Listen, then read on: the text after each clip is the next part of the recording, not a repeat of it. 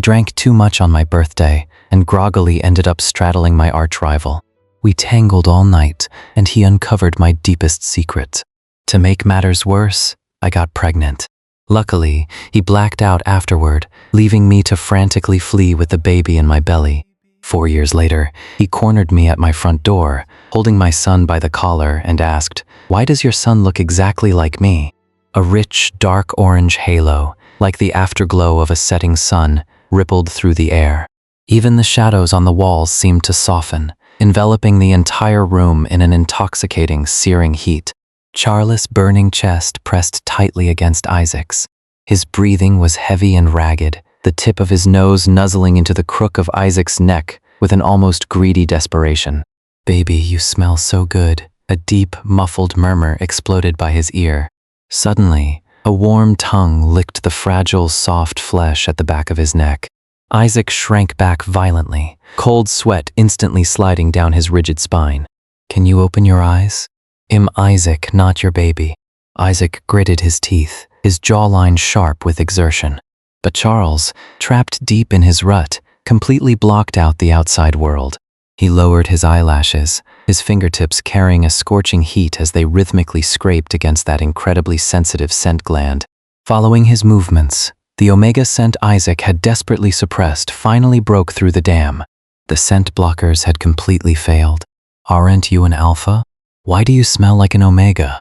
Charles Adams' apple bobbed, his eyes revealing a fatal curiosity and raw, primal desire. "Baby, I want more." Before Isaac could recover from his panic, Charles' large hands clamped down on his waist, pressing him down heavily with an inescapable domination. A splitting pain instantly pierced his nerves. Large, dark spots exploded in Isaac's vision. He gasped sharply, his fingertips gripping the man's shirt in a death grip. Everything was a mess. Just hours ago, this was supposed to be a beautiful birthday night. Isaac had planned to confess to his crush, Donald, but the one who showed up was his rival, Charles. An accident mixed with alcohol, fireworks, and a sudden, unexpected rut had pinned Isaac, who had kindly brought Charles home, onto this inescapable bed. Now, the rich alpha pheromones had materialized into a tangible shackle, turning Isaac's limbs into jelly. The back of his neck was swollen and numb. Like a fish on a chopping block, he could only let out desperate pants. "Charles, let me go." He struggled in vain, the skin on his wrists rubbed raw into striking red marks. Charles turned a deaf ear, tilting his head, his sharp canines resting against the trembling scent gland. "If you dare bite me, tomorrow ill." Before he could finish, the canines pierced his pale skin, sinking deep into the gland. Alpha pheromones poured frantically into his bloodstream, instantly swallowing all the pink shimmering lights. Isaac's spine arched violently in a sharp, breathtaking curve. His vision went white, his entire body teetering on the edge in uncontrollable spasms. Voice thick with tears, he pushed hoarsely at the heavy body. "Get out, please." A soft chuckle escaped Charles' throat. Instead of pulling away, his powerful legs locked Isaac in, completely sealing off his escape route. "Do you even know who I am? Didn't Charles hate him? What did this tight embrace mean? Who did he mistake me for?" Isaac's eyes burned, his heart swelling with a painful ache. Fine, dense kisses fell like warm raindrops, trailing from his trembling eyelids and slightly red nose, all the way down to his lips. Rough yet warm fingertips gently brushed across the reddened corners of Isaac's eyes, wiping away a crystal-clear tear. In the dim light, Charles' gaze looked softer than ever before. "I see you perfectly, baby. So beautiful." Isaac froze. The bitter, aching spot deep in his heart suddenly swelled, his heartbeat skipping a beat in that very second. It turned out that his arch-rival, who had always treated him with cold disdain, could also have such drowning moments of deep affection, even if he was just mistaking him for someone else. All his unspoken whimpers were completely sealed by the deep kiss that followed. In the last second before his consciousness scattered, Isaac went limp against that broad, warm chest, leaving only a lingering low whisper by his ear, "Happy birthday, baby." The cold morning light pierced the curtains. The moment his consciousness returned, a crushing, tearing sensation frantically pulled at his nerves.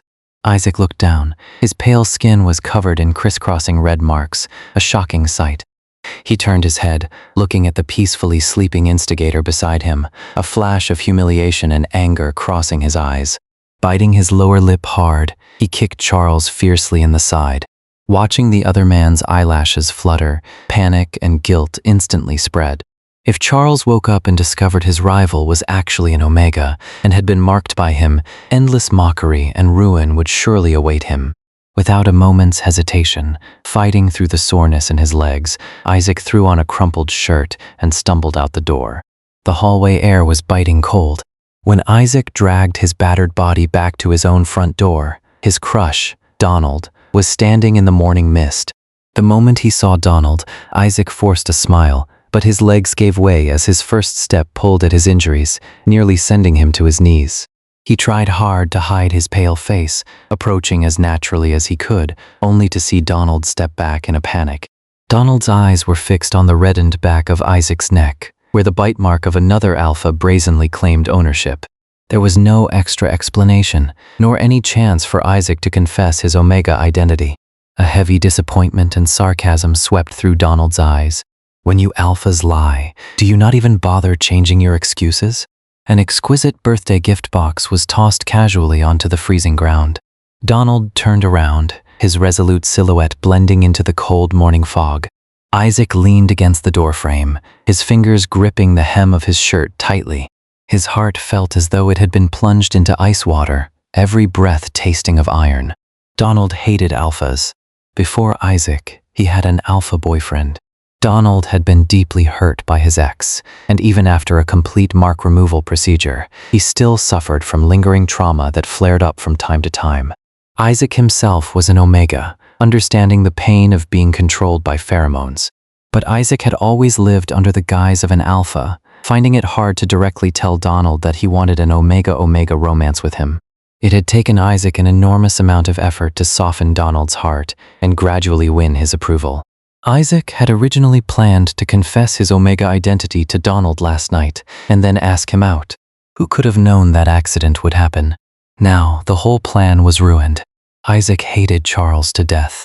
He had ruined things for him once again. Actually, Isaac and Charles grew up together. In the past, they had a pretty good brotherhood. But at some point, Charles started to despise Isaac, always going against him. Yet, Charles was exceptionally brilliant in every aspect from a young age. Even God seemed to favor him. In adulthood, despite his differentiation prediction being an Omega, Charles ultimately differentiated into a top-tier alpha.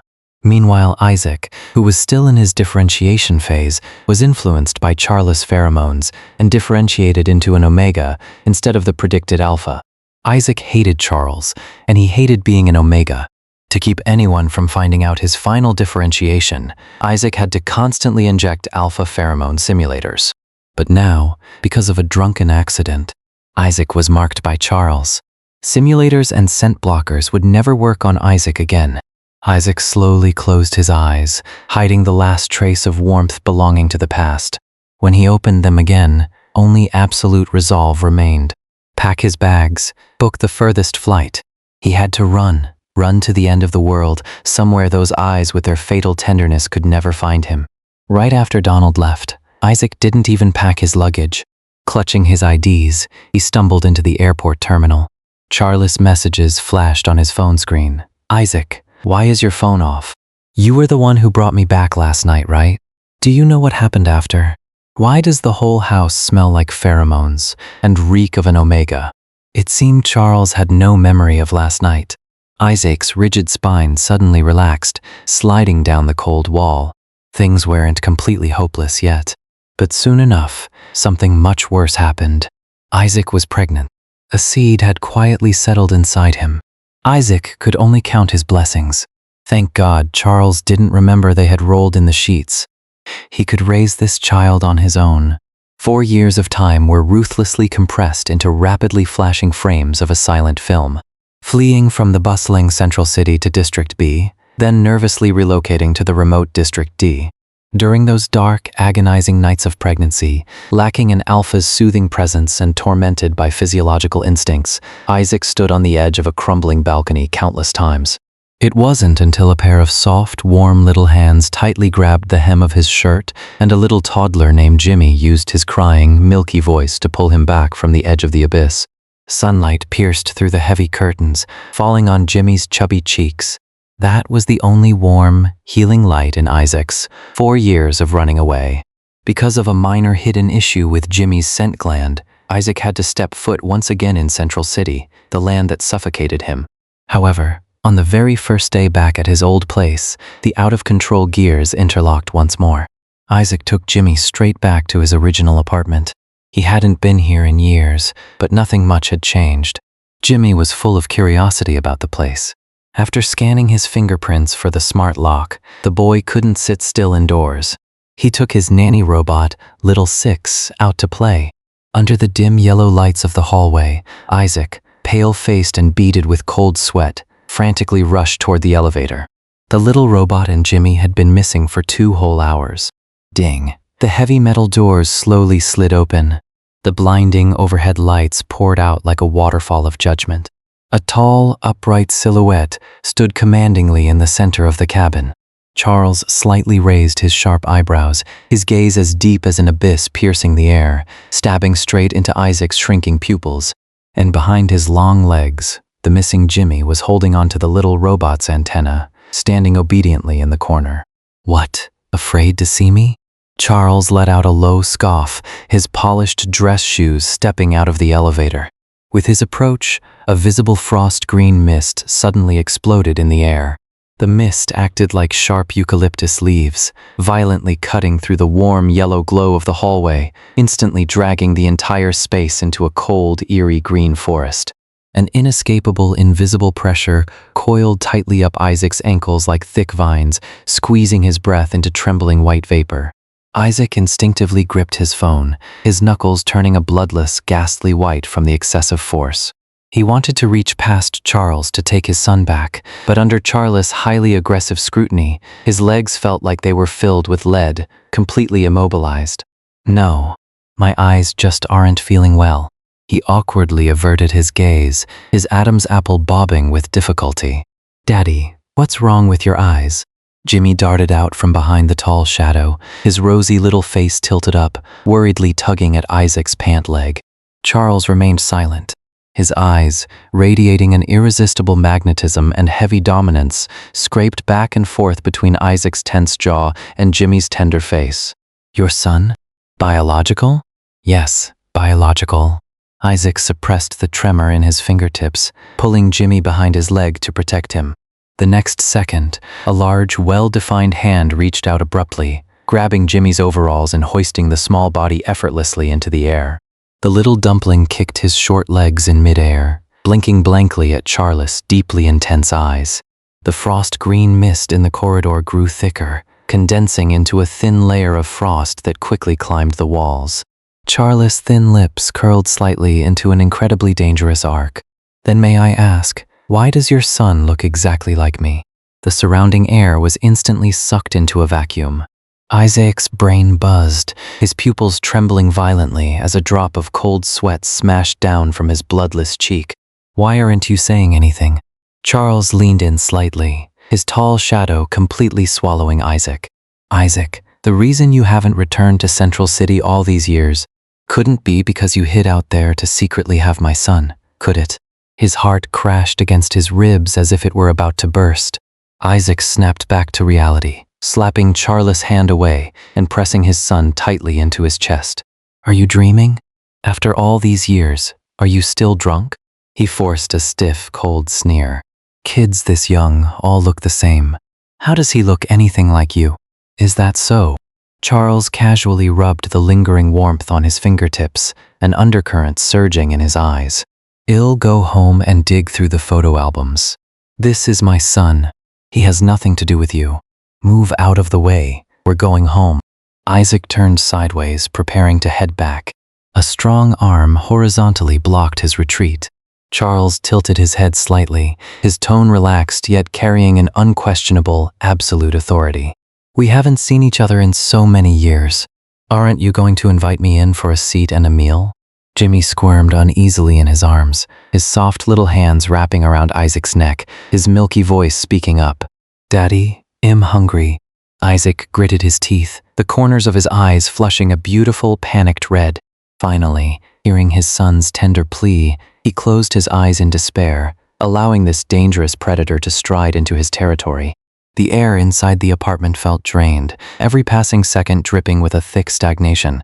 Isaac almost fled into the kitchen, hiding himself under the warm orange overhead light of the island counter. Jimmy's innocent giggles echoed from outside, while Charles' leisurely stroll, acting like the master of the house, made the cramped space feel even more suffocating. "Baby, dinner's almost ready. Go wait outside," Isaac said without turning around, hearing the footsteps behind him. "No rush, take your time." A deep, slightly husky voice exploded right by his ear, the tall shadow instantly swallowing Isaac whole. Charles stood impossibly close, his warm breath carrying an aggressive, magnetic dominance as it brushed against Isaac's tense neck. Isaac froze in place, not even daring to let his eyelashes flutter. "What are you here for?" He forced down the tremor in his voice. "Seeing if I can help." Charles' gaze climbed up his spine like something tangible, finally locking dead onto the glaring barrier patch. "Isaac, why are you acting like an Omega, wearing this thing over your scent gland?" Isaac's spine arched tight, his fingertips digging into the edge of the counter until his knuckles turned a ghastly white. "It's a medical patch." He stiffly looked away. Charles didn't step back. Instead, he leaned in closer. The pheromones unconsciously spilling from him wrapped around Isaac's shoulders and neck like probing vines. "Why do I feel like your pheromones are different from before?" He deliberately dragged out his words, not as pungent, but instead carrying a hint of. In the air, a faint, almost invisible pink shimmering light quietly seeped out from the edge of the barrier patch, flickering intensely under the orange light. Sweetness. Clang. The peeler nearly shattered the floor tiles. Isaac spun around sharply, the corners of his eyes blushing a vivid red from extreme panic and vigilance. "Charles, don't forget I'm an alpha. If you don't want to fight, show some respect." Looking at those highly guarded eyes, a dark gleam flashed in Charles' gaze. He obediently took 2 steps back. Raising his hand, he slid the peeler from Isaac's palm. "Let me do it. Consider it an apology for just now." As the heavy pressure lifted, Isaac dropped his apron and fled from that suffocating battleground in a panic. For 4 years, he had grown accustomed to living as an Omega without needing to hide. Now, this thin barrier patch was his last, most fragile fig leaf. Dinner time fast-forwarded in a bizarre, deadly silence. Jimmy hastily finished his bowl and slipped away with the little robot toward the flickering blue glow of the TV screen. Above the dining table, the cool white chandelier cut the 2 confronting men into sharp boundaries of light and shadow. Charles' gaze scraped over Isaac's face inch by inch, like a hawk locking onto its prey. "Where's the child's other father?" Charles casually cut the food on his plate. "We broke up." "When did that happen? Was it Donald or someone else?" "Not Donald." Charles methodically wiped his knuckles, suddenly lifting his eyelids. "After your birthday, why did you run?" Isaac's mind went completely blank, his breathing pausing for a beat. He lowered his long lashes, casting an uneasy shadow over his eyes. "Can't I go to District D to build my career? So abruptly that you flew out overnight and cut contact for 4 years?" Charles gave a low chuckle, suddenly leaning halfway across the table, his rough fingertips precisely pinching Isaac's earlobe. That soft cartilage filled with blood and turned red at a visible speed, burning as hot as a branding iron. "Isaac, whenever you lie, the tips of your ears always turn red." Isaac swatted his hand away like he'd been electrocuted, standing up abruptly. The chair legs shrieked painfully against the floor. "Dinner is over, you can leave." Charles remained lazily leaning against the back of his chair, tilting his head up. In the backlight, his silhouette was terrifyingly sharp. "That night you brought me home, did nothing really happen?" The lingering scent in the house back then was exactly the same as what's on you right now. Alpha pheromones instantly materialized into heavy chains, locking Isaac in place from all directions. Charles' tall frame closed in, his well-defined fingers pressing onto that barrier patch without hesitation. "Did I overpower you that night?" Otherwise, why did you run faster than a rabbit? Don't touch me. Isaac sprang back like a scalded wildcat, his chest heaving violently, his eyes filled with shattered, panicked light. We're both alphas. How could I be overpowered by you? You're hallucinating. A piercing ringtone suddenly severed the explosive tension. Answering his phone, Charles gave Isaac one last deep look, finally turning around and walking off into the night. The next day, under the harsh incandescent lights of the central hospital, the smell of disinfectant stung his nerves. After settling Jimmy in for his upcoming surgery, Isaac turned and walked toward the elevator. The metal doors opened smoothly. A tall, familiar figure stood right there. Why are you at the hospital? Charles shook the transparent medical bag in his hand. Are you stalking me? Isaac's brows furrowed tightly, his jawline tense like a fully drawn bow. I came to pick up some specialized suppressants. Charles sighed, all because of a certain Omega who slept with me and ran. Without his soothing for the past few years, I've developed pheromone imbalance, and regular meds can't keep it down. Isaac's pupils contracted violently, his blood freezing in an instant. He bit his lower lip hard, secretly rejoicing that the man hadn't equated that Omega with him. Charles suddenly leaned forward, almost brushing against the tip of Isaac's nose. He lowered his voice, a spine-chilling obsession lacing his tone. Tell me, when I catch him, what should I do with him? I don't know. Isaac's atoms apple-bobbed with difficulty, cold sweat sliding down his temples. Charles chuckled lightly and took a half-step back, the manic fragments instantly retracting. Your turn. Isaac took a deep breath. Jimmy has a minor issue with his scent gland. We're here for a surgery. Returning to the sun-drenched hospital room, a gentle figure in a white coat was standing by the bed. It was Donald. He detailed the pre-op instructions with a tender voice, like a soft breeze. However, Charles, standing in the corner, was like a black hole devouring the light. His undisguised alpha pheromones almost froze the warm sunlight in the room. Isaac frowned, elbowing Charles hard in an attempt to disperse the oppressive chill. The moment Donald pushed the door and left, Charles stepped out of the shadows. You still like him, don't you? Looking at Charles' gritted teeth, looking just like a fierce beast guarding its food, Isaac felt a bizarre sense of amusement mixed with overwhelming bitterness. I moved on from him a long time ago. Jimmy is almost in kindergarten. Isaac shook his head calmly. He turned around, no longer paying attention to Charles' complex gaze. The blinds in the room filtered down warm, healing golden-red sunlight, softly blanketing Jimmy's sleeping, chubby face. Isaac reached out a trembling fingertip, gently smoothing out the slight frown on his son's dreaming brow. At that moment, all the manic frost and chill in the surroundings were silently melted by this golden-red warmth. Even though the accident 4 years ago had completely overturned his world, looking at the soft little life in front of him, Isaac's wandering heart finally found its most solid anchor. Outside the operating room in the early morning, the pale, cold light hit Isaac's pallid cheeks mercilessly. Cold sweat soaked his thin shirt. He bit his pale lower lip hard, his jaw tight, his trembling fingertips digging so deeply they almost pierced his palms. Suddenly, a broad, powerful arm wrapped around his shoulders, pulling his entire body into a burning chest with undeniable strength. Don't be afraid. Jimmy will be out soon. Charles' low, husky voice sounded from above. Surprisingly, Isaac didn't struggle. He rested his forehead weakly against the crook of Charles' neck, his nose greedily leaning close to that pulsing scent gland. Charles' muscles stiffened instantly, but soon relaxed. His rough, warm fingertips rhythmically massaged Isaac's soft hair. We're both alphas.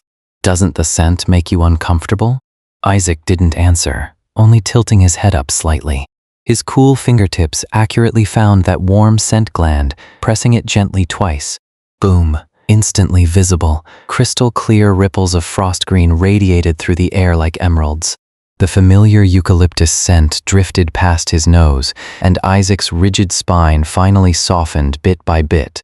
When the red light of the operating room finally went out and Jimmy was wheeled out, Isaac stood up abruptly as if waking from a dream, rushing over without hesitation. Meanwhile, on the bench behind him, Charles maintained the embracing posture, his deep gaze fixed on his own empty palm. Back in the room, the afternoon sun filtered through the glass, coating the sleeping Jimmy in a soft, golden aura. The doctor in the white coat flipped through the medical chart, his businesslike voice ringing out in the quiet room. The surgery was very successful. But regarding the future development of the scent gland, it's best to have the pheromones of both parents to soothe him. Both are absolutely necessary. If the alpha father can't be by his side, I recommend having him come to the hospital to extract a pheromone concentrate. The door gently clicked shut, yet the air in the room seemed to be instantly vacuumed out. Charles stood up abruptly, his disbelieving gaze nailed to the pale back of Isaac's neck, a stormy sea rising in his eyes. "Isaac, you're an Omega?" Isaac looked away, his long lashes fluttering uneasily to hide the panic in his eyes. His mind flashed back to that absurd afternoon 10 years ago. It was the proud Charles who presumptuously pointed at him, fresh from his differentiation, declaring with absolute certainty that they were both alphas. This convenient lie, having ridden the tide for so long, completely collapsed today. Since when? Why did you lie to me? Charles closed in, step by step. I didn't lie to you. It was your own assumption. Isaac gripped the bedsheets, his voice dry. He thought his exposed identity would bring a furious storm, but in the next second, the entire room was swallowed by a gentle tsunami. Instead of pulling back, Charles completely unleashed his pheromones. Pure frost green light waves, like a forest after the rain, poured from his body, instantly filling every corner of the room. Even the cracks in the ceiling overflowed with shimmering green light. Isaac's breathing grew hot under the overwhelming presence, the corners of his eyes flushing red, curling up uncomfortably in his chair. But he didn't run, because Charles' pheromones, like a top-tier healing elixir, visibly restored the color to Jimmy's pale little face. Under the relentless day and night nourishment of Charles' pheromones, Jimmy recovered remarkably fast, even getting discharged 2 days early. On a bright, sunny morning, Isaac rapidly packed his luggage, desperate to escape this territory filled with eucalyptus. Jimmy, however, clung to the bed rails, his bright black eyes, a carbon copy of Charles, staring eagerly at the empty doorway. "Daddy, why hasn't Uncle Charles come yet today?" The little guy pouted. Over the past few days, he had been thoroughly bought over by the novel toys and warm pheromones. Isaac paused his packing and answered dismissively, "Hess probably busy." "Is he busy finding a papa for me?" Jimmy tilted his head, his milky voice hitting like a thunderbolt. Isaac's heart skipped a beat. He spun around in a panic, scooping his son into his arms. "What do you mean finding a papa?" Jimmy wrapped his arms around Isaac's neck, pointing his little finger out the door. "Uncle Charles said I got sick because I don't have a papa. A few days ago he promised me he'd bring my papa back." Looking at his son's innocent face, Isaac felt his hands and feet turn icy, his fingertips digging deeply into the cover of the medical record.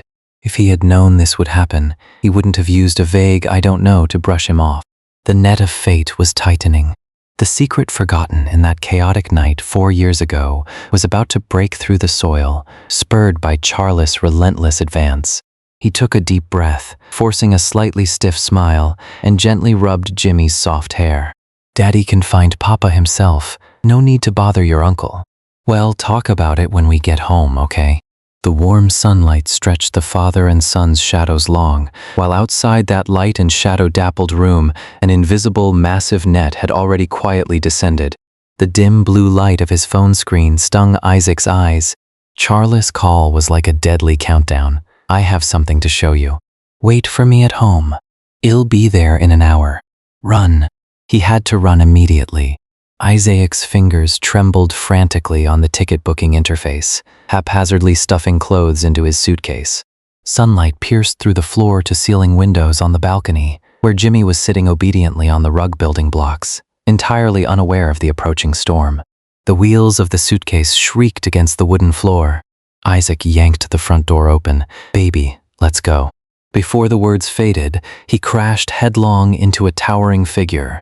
The warm yellow light of the entryway was completely devoured. Charles' tall body stood blocking the door like an unstoppable force. "Didn't I tell you to wait for me at home? Where are you going?" The deep voice hammered heavily against his eardrums. Isaac froze, his back instantly drenched in cold sweat, his breathing halting. At his feet, Jimmy looked up with his innocent little face, tugging on Isaac's pant leg. "Daddy, I just video called Uncle Charles to say goodbye, and then he showed up." Isaac's heart trembled fiercely, meeting Charles' eyes, which were as dark as the abyss. Today, there was no escaping. The bedroom door clicked shut, sealing off little Six and Jimmy. The living room was dead silent. A crumpled craft paper envelope was tossed onto the coffee table by Charles, making a dull thud. Without even opening it, Isaac knew it contained the DNA comparison results. The magnetic domination of his pheromones climbed steadily. Charles' long fingers pressed on the envelope, his gaze locked onto his prey. "Isaac, what exactly happened the night of your birthday?" Isaac clenched his fists tightly, his pale knuckles trembling slightly. "You had a sudden rut that night. You were delirious." He closed his eyes, his long lashes fluttering violently. "I couldn't break free. We clearly used protection that day. I don't know how it ended up." The anticipated furious storm never came. The manic frost-green mist in the air suddenly dispersed, turning into a gentle, heavy cocoon of light. The sharpness in Charles' eyes shattered instantly. He took a huge step forward, pulling Isaac fiercely into his burning chest. "During your pregnancy, when I wasn't by your side, was it very hard for you?" The man's voice was hoarse beyond recognition, laced with a suppressed tremor. Isaac's nose stung. The stubbornness he had desperately maintained for 4 years collapsed in an instant, and he gave a barely noticeable nod. "I'm sorry." Charles buried his chin deep into the crook of Isaac's neck, his warm breath searing the fragile scent gland. "I shouldn't have been so prideful. I was petty and stopped contacting you when you wouldn't reply to my messages. Don't you hate me?" Isaac's eyes flushed with an aggrieved, beautiful red. He pressed his hands against the hard chest, vainly pushing against it twice. "If you had known, you might have made me get rid of him, and I wouldn't have Jimmy." Charles frowned tightly, a flash of bewilderment in his eyes. "When have I ever hated you?" Before Isaac could find his voice from the confusion, an incredibly possessive yet cautious kiss crashed down, completely sealing all his unspoken rebuttals. Charles' large hand cupped the back of Isaac's head, pressing him down onto the soft sofa with undeniable force.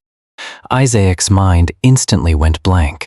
His tense fingertips hovered in mid-air for a moment, before finally, weakly gripping the warm fabric of Charles' shirt. The dizzying lack of oxygen forced physiological tears to the corners of Isaac's eyes.